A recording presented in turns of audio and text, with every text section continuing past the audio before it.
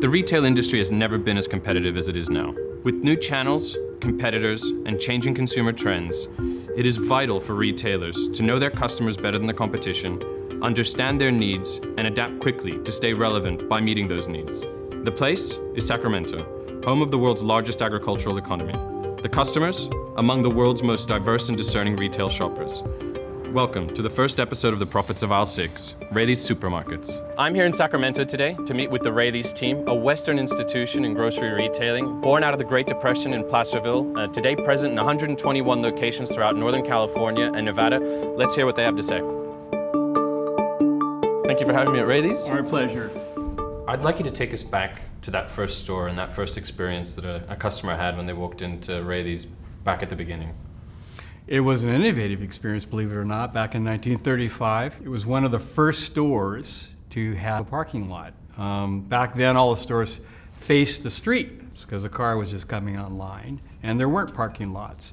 But unfortunately, my grandfather couldn't afford a leasehold interest on the street. So he had one that faced a side empty yard, and he took a bad situation and turned it into a great situation and made the San Francisco Chronicle by advertising the first drive-in market. And tell me a little bit about the vision and the mission of the company back then in 1935. Back then it would have been to treat your customers as you would want to be treated. Having come out of the Safeway culture, he learned a lot from the Safeway organization, which back then was called Skagway. And he learned that the way to outperform and beat the competition was to do a better job.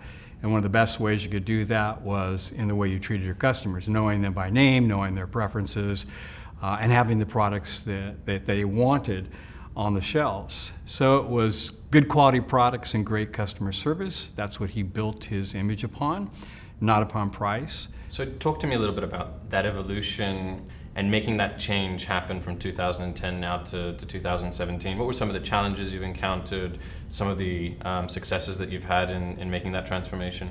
The journey for us needed to be one that was consumer-centric. We needed to know our customer. We needed to know what they were about and who they were and try and personalize that shopping experience more and more. So we made a decision to invest in a loyalty program, one which would help us gather the data, analyze the data, and then market to our consumers. And it was at that point that I realized we could do something really different. The normal way that merchants go to business and have for many, many, many years is the manufacturers would come to you and they would offer you these incentives to sell their products, to put the products on the shelves, to put them on the ends, and to promote them. And we said, let's change that. With the data that we have, we could reverse this system, stop taking the money from the manufacturers as much as possible first, but learn our customers and what their purchasing behaviors are, and then go to the manufacturers the other way around. Have us go to the manufacturers and tell them, here are your customers. They're buying these products. Would you like to promote to them? So Mike, we've talked a little bit about the history, the original vision back in 1935 and how the business has grown since then, but what drives you today?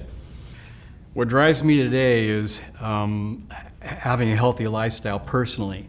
As I age, I want to extend that vital life out. And I'd like to see that for our customers. I think that's an opportunity to really differentiate the Raley's organization from the competition. So we sat down over a period of a couple months and we came up with a mission statement that was centered around that idea and concept to infuse our customers' lives with health and happiness.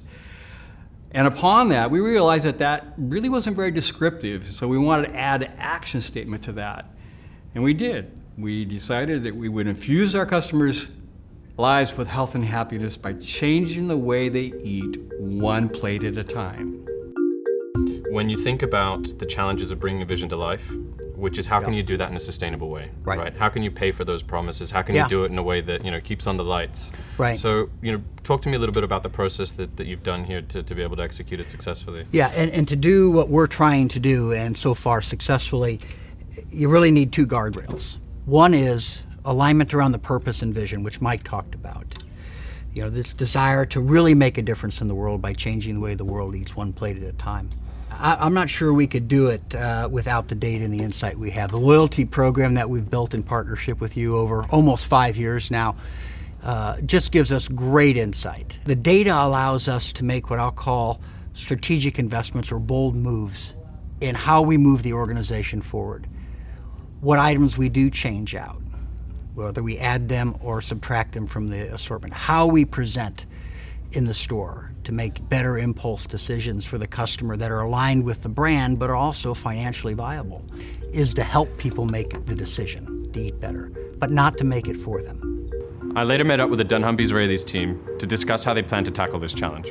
Is there an example, something that's really tangible that you guys could give me around how we're impacting customer experience linked to the vision that Mike talked about? Yeah.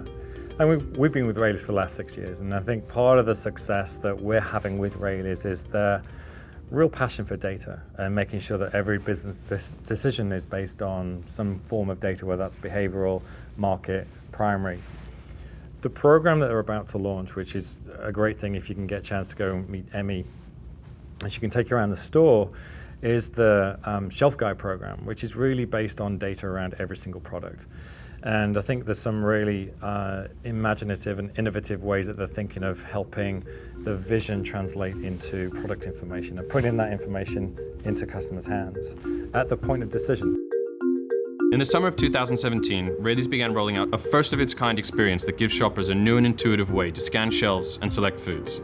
I'm here in a state-of-the-art store in Sacramento that serves as a testing ground for Raley's many innovations. The store is also helping Raley's test and learn with customers to allow them to roll out across all of their stores. So, it's really clear to see how this store is different. You've got the health and wellness experts, you've got an assortment that's big on natural and organic products, but can you tell me a little bit about how Raley's is helping customers across all the different stores? Yeah, so we're always looking for ways to make the customer shopping experience easier and typically easier to find better options, right? So options we know our customers are looking for. So one way we've done that is with our Raley Shelf Guide program. So you may have noticed there's these little icons on the tags here. So really easy to just kind of scan across the aisle and find what you're looking for. A lot of these are common tags that are third-party certifications like organic, non-GMO, gluten-free. And then 2 of them are actually entirely unique to Raley's, minimally processed and nutrient dense. And this goes beyond just the labels, right? There's a bigger experience for customers. Yeah, so this is available online as well, so you have a digital experience there. But these are essentially standards that we're creating in the industry to say, this is what minimally processed should look like. This is what truly nutritious food looks like. So there's a lot of strategy behind that, and it definitely affects the entire shopping experience and a lot that we're working on moving forward. I guess this is really using data to take customer experience to that next level and to help on that shopping journey. Yeah, to make it easy, trusted, and expand the customer experience. Okay, cool.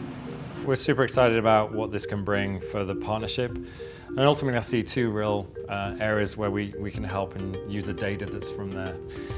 The first is really thinking about the assortment and pricing to make sure that when we look at the attributes and not just looking at products, we look at the attributes of products across the store. Do we have the right assortment at attribute level so anyone looking for nutrient dense can find that in all the relevant categories? And they can also get it at a really good price. The ultimate thing that we want to do is be intelligent enough to offer the right products, but make sure it's at a good price as well.